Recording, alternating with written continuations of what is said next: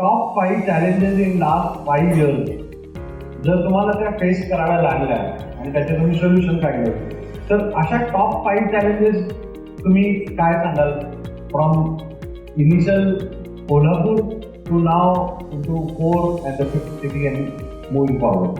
Challenges म्हटलं तर समजा सगळ्यात ब्युरोक्रेटिक म्हणजे आपलं गव्हर्नमेंट बॉडी जे आहे त्यांच्याकडून परमिशन देणं हे फार मोठं काम आहे आणि इथेच आपलं निम्मी एनर्जी इथेच होती. सेकंड आहे लोकल पब्लिक. ते लोकल पब्लिकनी ॲक्च्युली इव्हेंटला सपोर्ट करायला पाहिजे. मी सिव्हिल इंजिनियर आहे, माझं प्रोफेशन सोडून आम्ही या पॅशनेटेड होऊन ह्याच्यामध्ये काम करत आहोत आणि हे गव्हर्नमेंट बॉडी, लोकल पब्लिक, नंतर पार्टिसिपेशनला तुमच्यापर्यंत खेचून आणणं हा एक महत्त्वाचा त्याच्यामधला भाग राहू शकतो. आणि दुसरा आहे तो, आता तुम्ही व्हॉलेंटिअरिंगचा एक कोर्स चालूच करणार आहात, तर तो व्हॉलेंटिअर्स पण याच्यासाठी उपलब्ध होणं हे एक मोठं चॅलेंज आहे त्याच्यामध्ये इव्हेंटमध्ये. नंतर जसं हे आम्ही स्वतः यात लक्ष घालून म्हणजे ॲज अ ऑर्गनायझर म्हणून काम करतो, पण फ्रीलान्सिंगला जर आम्हाला मुलं काही मिळाली तर त्याचाही बेनिफिट यात होऊ शकतो जो आपल्याकडे उपलब्ध नाही आहे फ्रीलान्सिंगसाठी काम करणारी स्पोर्ट्स इंडस्ट्रीमध्ये. मी इंडस्ट्रीज म्हणतो ना, स्पोर्ट्स इंडस्ट्री तुम्हाला प्रचंड पोटेन्शियल ह्याच्यामध्ये राहणार.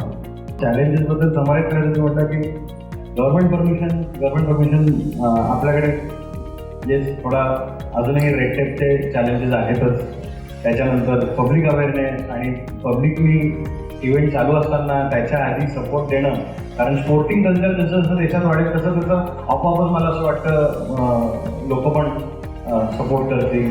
आणि human resource, skilled human resource हा तर सगळ्या क्षेत्रात प्रॉब्लेम आहे, तसं स्पोर्ट्स क्षेत्रात सुद्धा आहे. ॲब्सोल्युटली. आता इथल्या जे जमा झालेले उद्देश आहेत ज्यांना कदाचित स्पोर्ट्स मॅनेजमेंटमध्ये करिअर करावंसं वाटत असेल, यांना जेव्हा तुम्ही एखादी ह्युमन रिसोर्स हायर करता त्यावेळेस तुमच्याकडनं काय अपेक्षा असतील त्याच्या एक 4 ते 5 स्किल काय असाव्यात तर तुम्ही हायर करा? 100%. कारण कसं आहे, स्पोर्ट्समध्ये इव्हेंट ऑर्गनाईज करते वेळी व्हॉलेंटिअर्स असतात किंवा सुपरवायझर्स असतात, मॅनेजर्स असतात वेगवेगळ्या पोस्टचे. तर जर तो टेक्निकल पर्सन आम्हाला मिळाला तर आमची निम्मी एनर्जी वाचते, जिथे आम्ही तिथं खर्च करत असतो. आणि ज्या मुलांना देखील कसं आहे, तुम्ही जर स्पोर्ट्समध्ये असाल तर तुम्हाला 100% माहीत असते की ॲथलीटला नक्की काय लागणार आहे, त्याला पाणी कधी लागेल किंवा त्याला एखादा क्रॅम्प आला तर आपण त्याला सिच्युएशनला काय करता येईल आपण ते इमिजिएट त्याला तिथं तो सर्व्हिस देऊ शकतो. Your message for Indian youngsters? तुम्ही जर स्पोर्ट्स इंडस्ट्रीमध्ये येत असाल आणि तुमची जर इच्छा असेल तर फक्त प्रामाणिकपणे काम करत राहा, अभ्यास करत राहा, डोळे उघडे ठेवा आणि व्यवस्थित सगळ्यांचं आकलन करून मग इंडस्ट्रीमध्ये पाय ठेवा. प्रथम कुठल्या तरी, आता तुम्ही मॅनेजमेंट स्कूल बोलताय तिथं तुम्ही स्टडी करा, त्यातून तुम्हाला जर एखादं ऑर्गनायझेशनमध्ये भाग घेता आला तर तिथे भाग घ्या त्या ऑर्गनायझेशनमध्ये. आणि प्रामाणिकपणे काम केले की यश हे 100% येतं.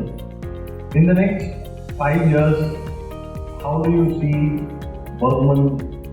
What are your plans for next 5 years? Burgman triathlon भारतामध्ये 5 ठिकाणी घेण्याचा मनोदय आहे. तसंच माझी भारतीय एम्बेसी थ्रू आम्ही कझाकिस्तान गव्हर्नमेंटबरोबरही बोलणी करत आहोत.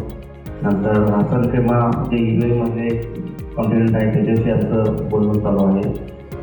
बर्गमॅन हा ब्रँड आम्ही ग्लोबली घेऊन जात आहोत त्याच्यामध्ये. आता तुम्ही कदाचित नेटफ्लिक्सला विजय मूवी बघितली आहे की मला माहीत नाही, पण ती आवर्जून बघा तुम्ही. त्याच्याही मध्ये आपला आयकर आपण जयराजला केले होते आणि आम्हाला तुम्ही साहित्य पण त्यांनी त्याचा मोबदला दिला होता. म्हणजे असं नाही आहे की तुम्ही जर म्हणत असाल की मगाशी एकदम विचारलं की असं स्ट्रगल किती आहे काय आहे, स्ट्रगल हा तुमचं आयुष्यभर चालू राहणार. म्हणजे तुम्ही ऑर्गनायझेशनच्या ह्याच्यात आला किंवा कुठल्याही फील्डमध्ये गेला तर तुम्ही फार लगेच सक्सेस होता असं नाही आहे. आज रिलायन्स इंडस्ट्री जरी टॉपला असते तर त्यालाही काही अप्स अँड डाऊन्स आहेत, त्यांच्यात पण स्ट्रगल्स आहेत. त्यामुळे तुम्ही तसं समजू नका. फक्त सांगणं एवढंच आहे की जे काही करतोय त्याच्यात पूर्ण अभ्यास करा आणि अभ्यास करूनच तुम्ही त्यात पाय ठेवा.